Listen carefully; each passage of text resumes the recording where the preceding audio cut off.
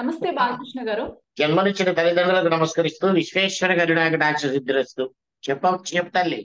సోనూ సూద్ గారు తన Twitter హ్యాండిల్లో, X హ్యాండిల్లో ఒక పోస్ట్ చేయటం జరిగింది. సాక్షాత్తు రామాయణాన్ని బేస్ చేసుకొని రాముల వారు శబరి ఎంగిల్ని తీసుకున్నారు. అట్లాంటిది మీరు ఒక ముస్లిం ఎంగిలి తీసుకుంటే తప్పేంటి అన్నట్టుగా ఒక ట్వీట్ చేశారు. ఇది బాగా వైరల్ అవుతోంది. ఇది మీ వరకు వచ్చిందా? విన్నానమ్మా, ఇది నేను విన్నాను. And at the same time X లో కూడా చూసినట్టు గుర్తు నాకు. ఇప్పుడు ఆ సోనూ సూద్ గారు అంటే ఆ సినీ నటుడే కదమ్మా. అవును సార్, కరోనా టైంలో బాగా ఆయనే కదా కరోనా టైంలో చాలా మందికి హెల్ప్ చేశాడు, అన్నదానం చేశాడు, ట్రాన్స్పోర్టేషన్ చేశాడు. ఆయనే కదా సోనూ సూద్ గారు అంటే. నేను చాలా మందితో మాట్లాడుతున్నా కానీ, మీడియాలో మాట్లాడుతున్నా కానీ, సామాన్యంగా ఏకవచనంతో నాకు మాట్లాడటం ఇష్టం ఉండదు. అందరినీ గారు అనే సంబోధిస్తూ ఉంటాను. ఎందుకంటే వాళ్ళకి ఇవ్వాల్సిన గౌరవం వాళ్ళకి ఇవ్వాలి. వాళ్ళకి గౌరవం ఇస్తే మనకి గౌరవాన్ని అందిస్తారు అనే ఉద్దేశంతో మాట్లాడుతున్నాను. కానీ ప్రతి ఒక్కళ్ళు కూడా ఈ రామాయణాలు, మహాభారతాలు మొత్తం చదివేసి గ్రైండర్లో వేసేసి వాళ్ళకి తెలిసినటువంటి జ్ఞానం రామాయణ మహాభారతాల గురించి ఇంకెవరికి తెలియదు అని అనుకోవటం. ఈ సోనూ సూద్ గారికి పని పాట ఏమీ లేదమ్మా. గొడవలు పెట్టడానికి ఇలాంటివి చేస్తూ ఉంటాడా? అసలు రామాయణం గురించి ఏం తెలుసు ఈయనకి? రాముడు శబరి ఎంగిరి పళ్ళని తిన్నాడు అని ఎక్కడ చదివాడు? మనకి మూలం రామాయణానికి వాల్మీకి రామాయణం. ఈ వాల్మీకి రామాయణంలో శబరి అందించినటువంటి పళ్ళని తిన్నారు తప్పితే ఎంగిలి పళ్ళని తిన్నారు అనేటువంటిది ఎక్కడా లేదమ్మా. దాని తర్వాత వచ్చినటువంటి అనేక గ్రంథాలు, కవులు రచించినటువంటివి, వాళ్ళ పైత్యాన్ని కలిపి రచించినటువంటివి, వాటిల్లో ఏమన్నా ఉందేమో గాని రామాయణంలో అయితే మాత్రం, వాల్మీకి రాసిన రామాయణంలో అయితే మాత్రం ఎంగిలి పళ్ళను శబరి ఎంగిలి పళ్ళు రాముడికి అందించలేదు అనేటువంటిది స్పష్టమైనటువంటి సమాధానం.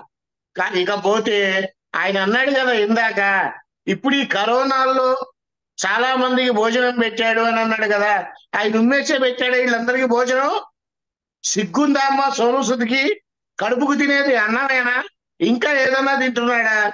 అంత ఇష్టం అయితే వాళ్ళ ఇంట్లో 100 మందిని పెట్టుకొని నోట్లో ఉమ్మేయించుకొని తినమనండి. ఇలాంటి వాటిని ప్రచారం చేస్తూ ఉన్న మతాలు ఎవరి మతం వాళ్ళు బాగా చూసుకుంటే చాలు. ఈ గొడవలు పెట్టి ఏం ఉద్ధరిద్దామని? మనం డబ్బులు పెట్టి సినిమా టికెట్ కొని సినిమాలు చూస్తుంటేనే వీళ్ళకి అవకాశాలు వచ్చి ఇంకొక 4 సినిమాల్లో నటించడానికే దోహదపడుతున్నాయి. ఇలాంటి వెధవల్ని సినిమాల్లోకి తీసుకోవటం కూడా తప్పే. అసలు ఎందుకు హిందువులందరూ ఏకమై ఒక్కసారిగా ఎందుకు మాట్లాడరు? ఒక్కసారిగా ఎందుకు రోడ్డు మీదకి రారు? ఇలాంటి చెత్తవాగుళ్ళన్నీ వాగేవాళ్ళని అసలు ప్రోత్సహించకూడదమ్మా, సహించకూడదు. ఈ రోజు వరకు నేను ఎన్నో ఇంటర్వ్యూలు ఇచ్చాను, ఎవరిని కూడా ఏకవచనంతో మాట్లాడలా. ఎస్పెషల్లీ సోనూ సూద్నే మాట్లాడుతున్నా. ఇలాంటి వాళ్ళు అసలు నిజంగా దానగుణం కలిగిన వాళ్ళ, లేకపోతే మఫ్టీలో తిరుగుతున్నటువంటి డెకాయిట్లా? తరిమేయాలి ఇలాంటి ముస్లిం జాతిని. అనుమానమే లేదమ్మా అందులో. ఎస్పెషల్లీ ఇలాంటి వాళ్ళని, వీళ్ళ మూలకంగా మిగతా వాళ్ళంతా నాశనం అయిపోతున్నారు. దయచేసి ఇప్పటికైనా ప్రతి ఒక్కళ్ళు స్పందించండి. ఇలాంటి చెత్తవాదులు వాగే వాళ్ళని ప్రోత్సహించకండి. హిందువుల్లోనే కొంతమంది సోనూ సూద్ని కర్ణుడితో పోల్చడం కూడా జరుగుతుంది. ఆయన అంతటి గొప్ప దానాలు చేశారు కలియుగంలోనే, కలియుగ కర్ణుడు అని పేరు ఇవ్వటం కూడా జరుగుతోంది. దీన్ని ఎలా చూడొచ్చు అంటారు? అమ్మా ఇక్కడ నేను మాట్లాడటం పద్ధతి కాదు, కానీ కర్ణుడితో పోల్చేటువంటి గొప్ప వ్యక్తి కాదు. ఏదో ఒక 1000 మందికో 2000 మందికో 3000 మందికో సహాయపడి ఉంటే పడిండొచ్చేమో. ఒక సెలబ్రిటీ కాబట్టి ఆయన చేసే పనులని మీడియాలో చూపించుండొచ్చేమో. నా దగ్గర ఒక 4000 మంది ఫోన్ నెంబర్లు ఉన్నాయమ్మా.